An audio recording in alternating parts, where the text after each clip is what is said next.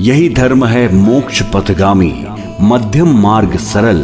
5 अनुशीलन हैं इसके, मानव पालन कर। सत्कर्मों की पूंजी बना ले, प्रेम भाव अविरल। कर्मों को अपना धर्म समझ ले, करना किसी से न छल। ऐसे ही महान विचारधारा से जुड़ जाएं। चैनल नंबर 466 यूसीएन बुद्धा पर। यूसीएन बुद्धा पर।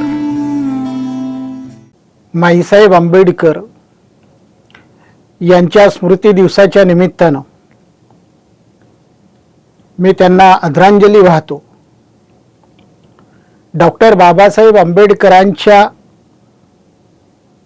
जीवनात माईसाहेब आंबेडकर आल्यात आणि डॉक्टर बाबासाहेब आंबेडकरांच्या सोबत त्यांना 9 वर्षाचा कार्यकाळ मिळाला आणि या 9 वर्षाच्या आयुष्यामध्ये जेव्हा डॉक्टर बाबासाहेब आंबेडकरांचं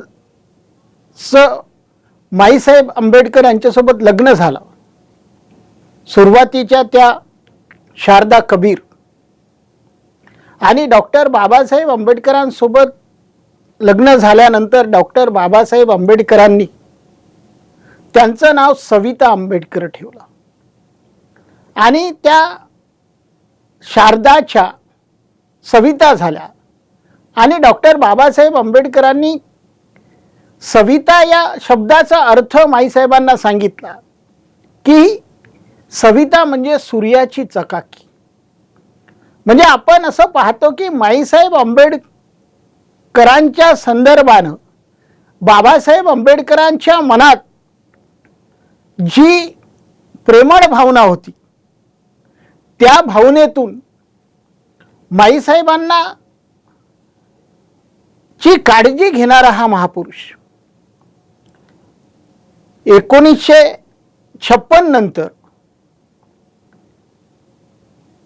ते 1970 पर्यंत या कालावधीचा जेव्हा आपण विचार करतो की डॉक्टर बाबासाहेब आंबेडकर गेल्यानंतर माईसाहेब आंबेडकरांना 14 वर्षाचा वनवास भोगावा लागला। दिल्लीच्या नेहरोली या गावामध्ये त्यांनी हा वनवास भोगला, कारण डॉक्टर बाबासाहेब आंबेडकर गेल्यानंतर जो अशिक्षित समाज होता, ज्यांच्याकडे पुरेसं शिक्षण नव्हतं, अशा समाजाने माईसाहेब आंबेडकरांवरती जी लांछनं लावली, म्हणजे 1956 ते 1970 पर्यंत त्यांच्या जीवनामध्ये समाजाकडून ज्या बाबासाहेब आंबेडकरांनी सविता हे नाव ठेवलं होतं, जी सूर्याची चकाकी होती, त्या नावाला एक विशेषण लागलं। ते विशेषण म्हणजे खुनी माईसाहेब। म्हणजे या संपूर्ण काळामध्ये त्यांच्या वाट्याला अवहेलना आली, त्यांच्या वाट्याला तिरस्कार आला, त्यांच्या वाट्याला कौटुंबिक कलह आले। ज्या कौटुंबिक कलहामध्ये म्हणजे आपण रमाबाईच्या जीवनामध्ये पाहतो की रमाबाईला कुटुंब मिळालं, तिला नातेवाईक मिळाले, त्या संपूर्ण कुटुंबामध्ये तिचं आजारपण गेलं, पण माईसाहेब आंबेडकरांना हे सुख भोगता आलं नाही, त्या एकट्या पडल्या। आणि आपण पाहतो की 1970 नंतर राजा ढाले नावाचा माणूस, नामदेव ढसाळ नावाचा माणूस, वामन निंबाळकर नावाचा माणूस, ही माणसं माईसाहेबाच्या शोधात होती आणि राजा ढालेनी मग माईसाहेबाला शोधून काढलं आणि शोधून काढल्यानंतर माईसाहेब आंबेडकरांना पॅन्थरच्या चळवळीमध्ये राजा ढालेनी सक्रिय केलं आणि सक्रिय केल्यानंतर आपण 70 नंतर जो उत्तरार्ध आहे माईसाहेबाच्या जीवनातला आपण जेव्हा पाहतो, तेव्हा त्यांचं जीवन जरी 70 पर्यंत वनवासात जरी गेलं असेल, परंतु माईसाहेब नावाचं हे जे वादळ होतं, ज्या माईसाहेब आंबेडकरांनी पहिल्यांदा जो डॉक्टर बाबासाहेब आंबेडकरांची विद्यापीठाला मराठवाडा विद्यापीठाला नाव द्यावं म्हणून ज्या मोर्चामध्ये सहभागी झाल्या आणि ज्या मोर्चामध्ये सहभागी झाल्यानंतर पहिल्यांदा त्यांचा आवाज जनतेसमोर घेतला गेला आणि त्यांनी कणखरपणे बाबासाहेब आंबेडकरांचं नाव मराठवाडा विद्यापीठाला मिळालं पाहिजे या आवाजामुळे जनमानसामध्ये माईसाहेबाची ओळख हळूहळू निर्माण झाली. मग आपण पाहतो की माईसाहेब आंबेडकर म्हणजे काही 70 पर्यंतच काम करत होते का? जेव्हा बाबासाहेब आंबेडकरांच्या महापरिनिर्वाणानंतर दिल्लीमध्ये 1957 ला माईसाहेब आंबेडकरांनी एक व्याख्यानमाला आयोजित केली ज्याला डॉक्टर बाबासाहेब आंबेडकर लेक्चर्स असं नाव होतं आणि त्या व्याख्यानमालेमध्ये भारताचे सरन्यायाधीश वक्ते म्हणून उपस्थित होते. म्हणजे आपण असं पाहतो की माईसाहेब आंबेडकरांनी बाबासाहेबांच्या गेल्यानंतर बाबासाहेबांचं जीवित कार्य जिवंत राहावं, बाबासाहेबांचा विचार जनमानसात जावा म्हणून दिल्लीमध्ये ही व्याख्यानमाला सुरुवात केली. आणि बाबासाहेब आंबेडकरांचं ज्या डॉक्टर बाबासाहेब आंबेडकरांनी पीपल एज्युकेशन सोसायटी काढली होती त्या पीपल एज्युकेशन सोसायटी कडे बाबासाहेबांचं जे साहित्य अप्रकाशित होतं ते साहित्य प्रकाशित व्हावं म्हणून नानकचंद रत्तूच्या साह्यानं त्यांनी वेळोवेळी पाठपुरावा केला आणि बाबासाहेबांचं साहित्य पीपल एज्युकेशन सोसायटी कडून प्रकाशित करून घेतलं.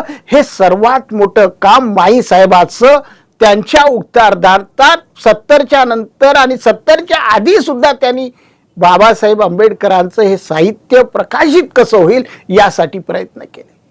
आपण असं पाहतो की माईसाहेब आंबेडकर ज्या लखनौला डॉक्टर बाबासाहेब आंबेडकर विद्यापीठ आहे त्या लखनौच्या विद्यापीठा स्थापन व्हावं याच्यासाठी माईसाहेब आंबेडकरांनी कसोशीने प्रयत्न केला. इतकंच नव्हे तर त्या विद्यापीठामध्ये बरेच वर्ष त्यांनी काम केलं. म्हणजे लखनौचं डॉक्टर बाबासाहेब आंबेडकर विद्यापीठ हे सुद्धा माईसाहेब आंबेडकरांची देण आहे. हे सर्वात मोठं कार्य त्यांनी आपल्या जीवनामध्ये केलेलं आहे. म्हणजे आपण पाहतो की जेव्हा राम मंदिराचा मुद्दा आला मग राम मंदिराचा मुद्दा आल्यानंतर अनेक उत्खननं झाली. त्या उत्खननामध्ये बाबरचं जे काही म्हणणं होतं, बाबरच्या संदर्भानं जे काही अवशेष होते, राम मंदिराच्या संदर्भानं जे काही अवशेष होते आणि साकेत नगरीच्या नावानं जे काही अवशेष आले त्या अवशेषामधून माईसाहेब आंबेडकरांनी ही केस कोर्टामध्ये लढवली. अनेक वर्ष ही कोर्टामध्ये केस चालली की ते बुद्धाची स्थळी आहे आणि साकेत नगरीच्या संदर्भानं जे आंदोलन माईसाहेब आंबेडकरांनी आपल्या जीवनामध्ये केलं आणि या सरकारला सांगितलं की हे बुद्ध स्थळी आहे.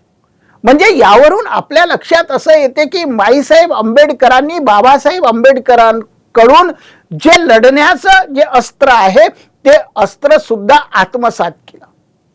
म्हणजे त्या काही 1956 नंतरचं जे धर्मांतर आहे त्या धर्मांतरामध्ये आपण अनेक लोक पाहतो की 1956 नंतर अनेक लोक धर्मांतर करतात, आपलं नाव कायम ठेवतात आणि बोधी हा शब्द लावतात. पण या भारतातली अशी ही पहिली महिला आहे जी ब्राह्मण असून डॉक्टर बाबासाहेब आंबेडकरांसोबत जेव्हा बौद्ध धम्म घेतला त्यानंतर लग्न झाल्यानंतर आंबेडकर नावानेच माईसाहेब जगल्या आणि आंबेडकर नावानेच माईसाहेबाचा शेवटचा मृत्यू झाला. म्हणजे एवढं बाबासाहेबांच्या चळवळीशी कमिटमेंट असणारी ही स्त्री.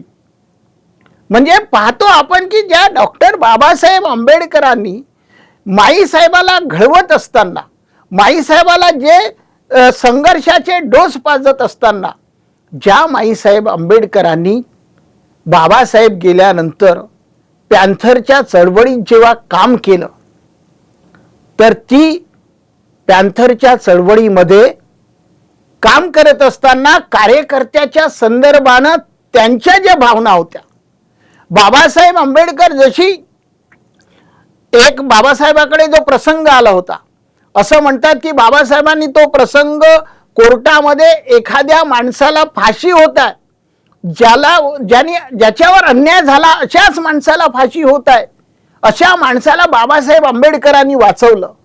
तोच किस्सा माईसाहेब आंबेडकरांनी आपल्या जीवनामध्ये घडवलेला आहे. औरंगाबादचे गंगाधर गाडे ज्या मिलिंद महाविद्यालयामध्ये एका क्लर्कचा मृत्यू झाला होता आणि त्याचा जो संपूर्ण कटकारस्थान रचलं म्हणून त्याचा मृत्यूचा जबाबदार गंगाधर गाडे यांना ठरवण्यात आलं होतं. आणि गंगाधर गाडे यांना ठरवल्यानंतर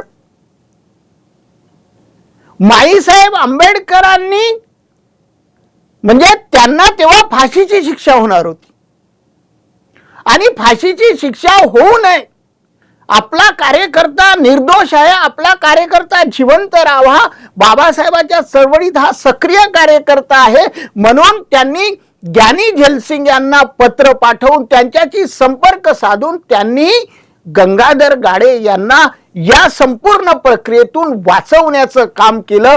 म्हणजे कार्यकर्त्याच्या संदर्भानं हे सगळ्यात मोठं काम म्हणजे कार्यकर्त्यासाठी जीव दुखवणारी, कार्यकर्त्यावर अन्याय होत आहे त्याच्यासाठी लढणारी ही जी माऊली आहे, ही माऊली खऱ्या अर्थानं आपल्या या संपूर्ण कार्यकाळामध्ये तिच्या वाट्याला अवहेलना आली, तिच्या वाट्याला तिरस्कार आला, तिच्या वाट्याला कौटुंबिक कलह आले, जनमानसांनी तिला खुनी म्हणून संबोधले.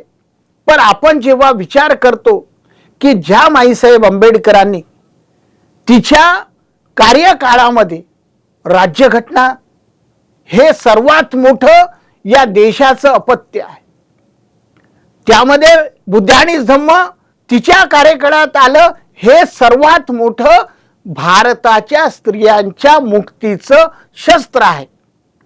तरीही आपण माईसाहेब आंबेडकरांच्या संदर्भानं जे म्हणतो तर मला वाटते की इथल्या या आंबेडकरी समाजाने तिच्या संदर्भातलं जे काही किंतु परंतु आहे हे किंतु परंतु काढलं पाहिजे, तिच्या संदर्भानं चांगला विचार केला पाहिजे. डॉक्टर बाबासाहेब आंबेडकर जन्मशताब्दी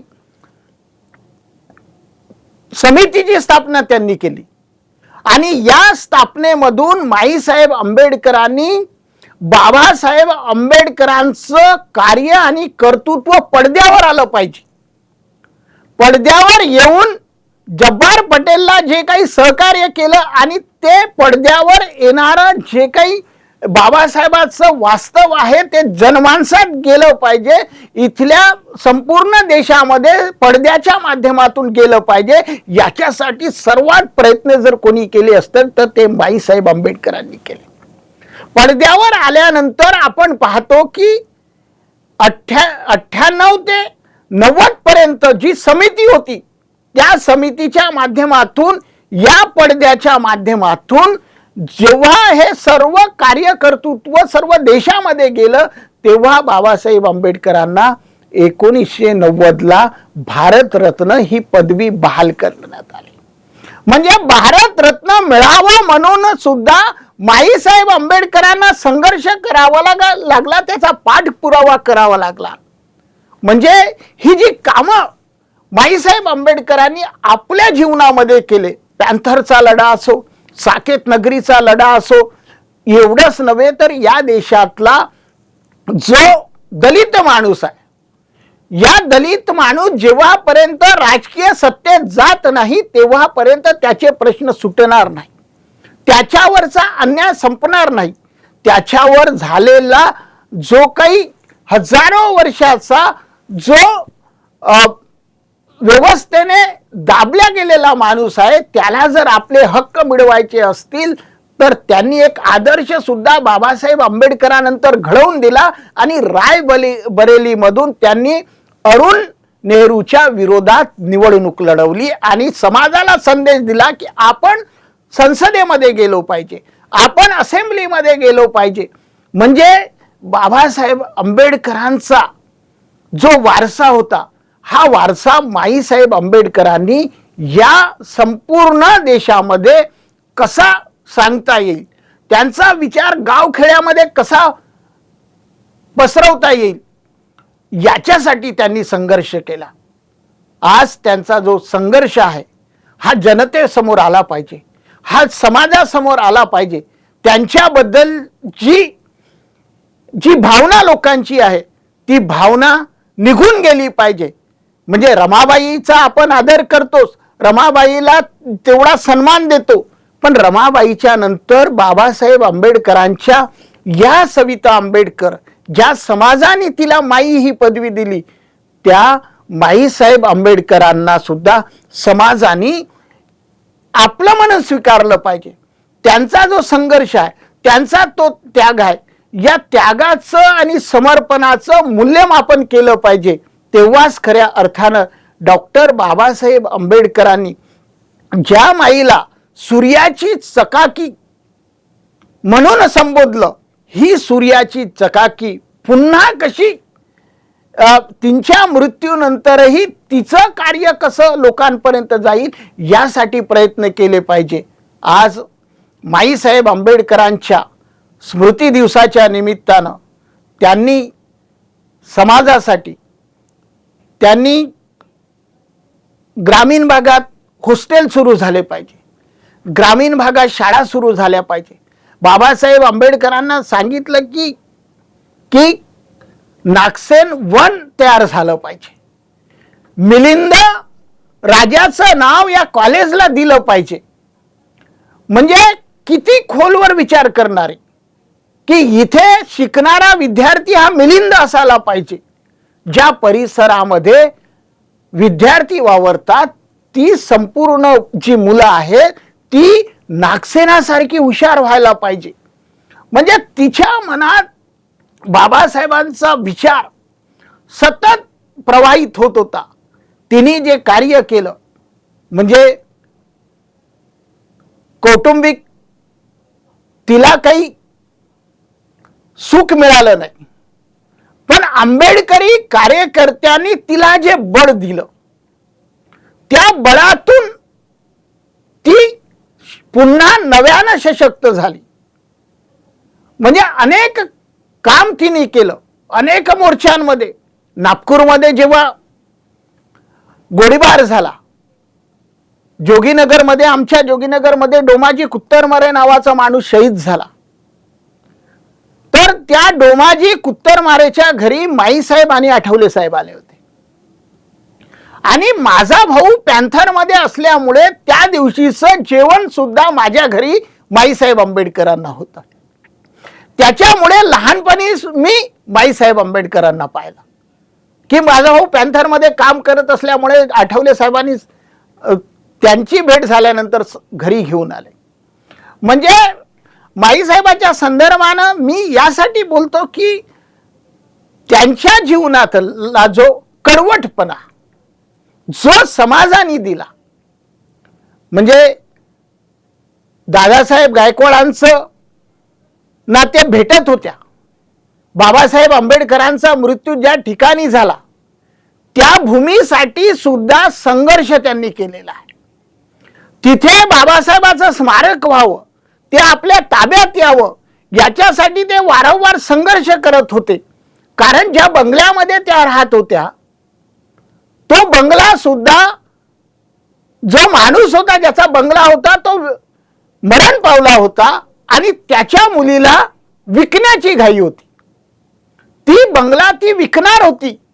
तेव्हा ती दादासाहेब गायकवाडांना भेटून हा बंगला वाचला पाहिजे, आपल्याला मिळाला पाहिजे. बाबासाहेब आंबेडकरांचं निदान बाबासाहेब ज्या खोलीमध्ये राहत होते तेवढी खोली तरी आपल्याला मिळाली तरी आपण त्यांच्या स्मृती इथे जपल्या जाऊ शकतात, हा विचार आणि त्याच्यासाठी संघर्ष करणं खरंच बाबासाहेबांच्या प्रती त्यांना त्यांच्या मनात किती प्रेम होतं.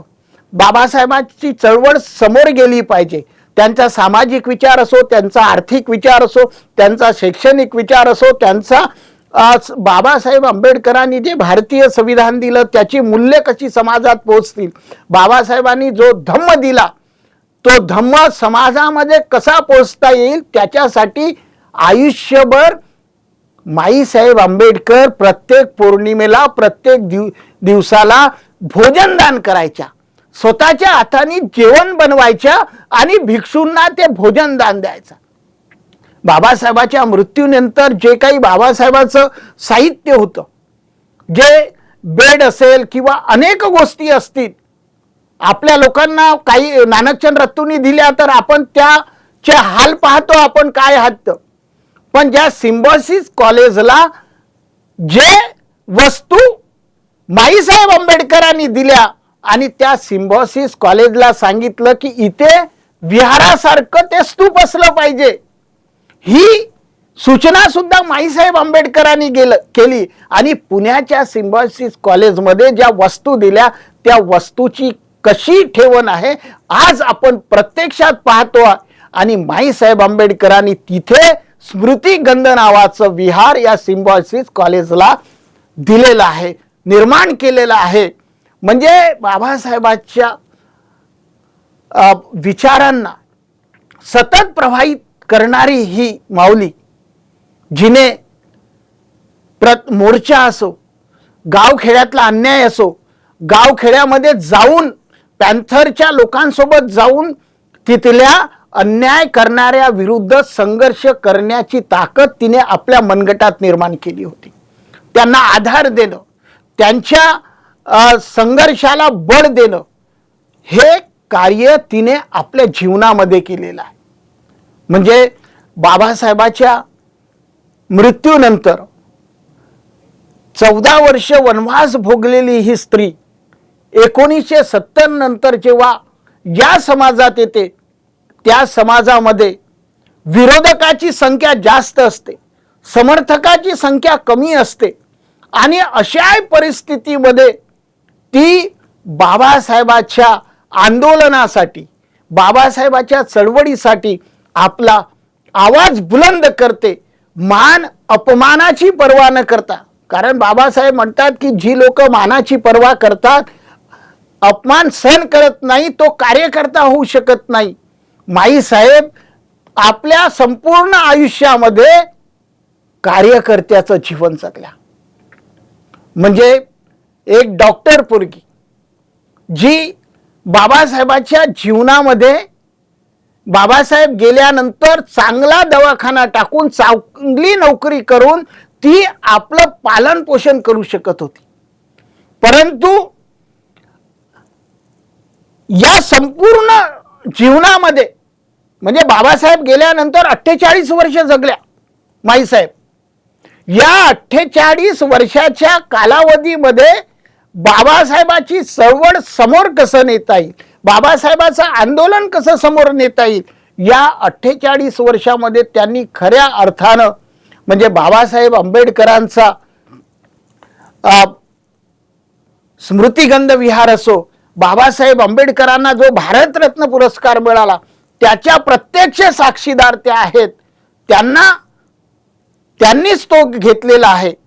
आणि या संपूर्ण याच्यामध्ये माईसाहेब आंबेडकरांना हे बळ देण्यासाठी राजा ढालेसारखा माणूस उभा झाला, विजय सुरवाडेसारखा माणूस उभा झाला, वामन निंबाळकरांसारखा माणूस उभा झाला, नामदेव ढसाळांसारखा माणूस उभा झाला. अशी माणसं तिच्या ताकदीला आली आणि मग तिने संपूर्ण भारतामध्ये बाबासाहेब आंबेडकरांच्या आंदोलनाला कसं बळकट करता येईल, कसं मोठं करता येईल, यासाठी त्यांनी जे प्रयत्न केले ते प्रयत्न खऱ्या अर्थानं जे 1956च्या आधी जे प्रयत्न केले बाबासाहेब आंबेडकरांना जिवंत ठेवण्यासाठी, तेच प्रयत्न एन शिवराज असा म्हणतो की बाबा मृत आंबेडकर पेक्षा जिवंत आंबेडकरांपेक्षा मृत आंबेडकर जास्त खतरनाक आहे. आणि हेच या देशाला दाखवून देण्याचं काम त्यांनी केलेलं आहे. या स्मृती दिवसाच्या निमित्तानं मी त्यांना आदरांजली वाहतो. आणि त्यांनी जे कार्य केलं, जे म्हणजे साधी स्त्री करू शकत नाही, जिच्याकडे लढण्याचं सामर्थ्य आहे, जिच्याकडे बाबासाहेब आंबेडकरांच्या महासूर्याची सावली आहे, अशी स्त्री या संपूर्ण प्रवाहामध्ये कार्यकर्त्याच्या खांद्याला खांदा देऊन लढली. आपलं दुःख पाठीशी बांधून, आपल्या दुःखाची पर्वा न करता, आपल्यासोबत कुणीही नाही, आपण एकटे आहोत आणि या एकटेपणाला पुन्हा नव्यानं समाजामध्ये हजारो समर्थक निर्माण करण्याचं कर्तृत्व ज्यांनी 1970 नंतर केलं, अशा या माईसाहेबाला मी आदरांजली वाहतो. थांबतो. धन्यवाद.